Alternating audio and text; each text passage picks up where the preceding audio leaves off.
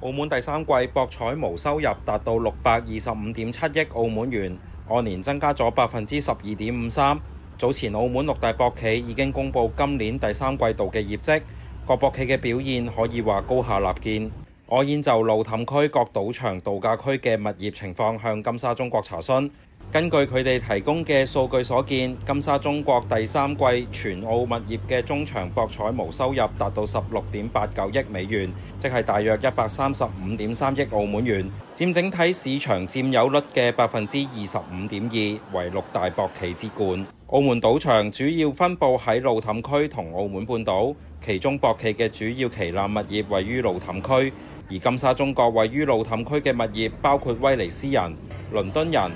巴黎人同百利宮。據數據顯示，金沙中國上季喺路氹嘅物業中場博彩毛收入達到16.11億美元，即係大約129億澳門元，佔路氹物業中場市佔率高達32.6%。而另一間緊隨其後嘅就係銀河娛樂，單以旗下路氹嘅物業計，即係澳門銀河同澳門百老匯嘅第三季中場博彩毛收入達到11.2億美元，即係大約89.7億澳門元，佔路氹物業中場市佔率達到22.7%。若果以包含澳門半島嘅星際酒店同全澳物業中場計算，就錄得12.98億美元，即係大約103.97億澳門元。整體市佔為19.3%。至於路氹物業中場博彩毛收入市佔排行第三、第四嘅，分別係新濠博亞同美高梅中國。前者喺上季路氹物業中場博彩毛收入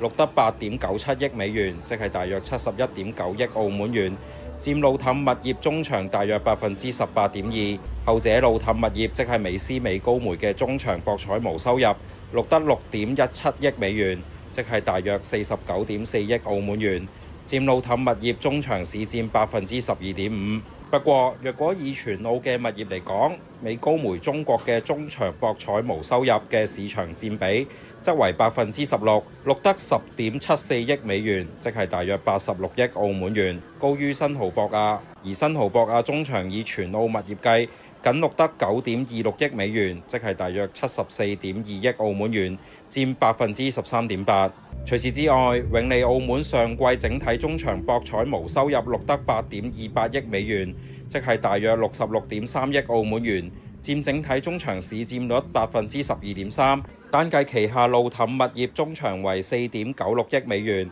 即係大約39.7億澳門元，佔路氹中場10%。至於上季純利大跌超過90%嘅澳博控股，上葡京嘅中場博彩毛收入錄得1.45億美元，即係大約11.6億澳門元，佔路氹中場2.9%，而旗下全澳物業中場錄得8.2億美元，即係大約65.7億澳門元，佔整體中場市佔率12.2%。略少於永利澳門。總括而言，全澳物業嘅中場博彩毛收入達到67.09億美元，即係大約537.4億澳門元，佔整體賭收高達85.9%，而單計路氹中場則達到49.39億美元，即係大約395.6億澳門元，佔整體中場博彩毛收入73.6%。而上述數據所指嘅中場博彩毛收入，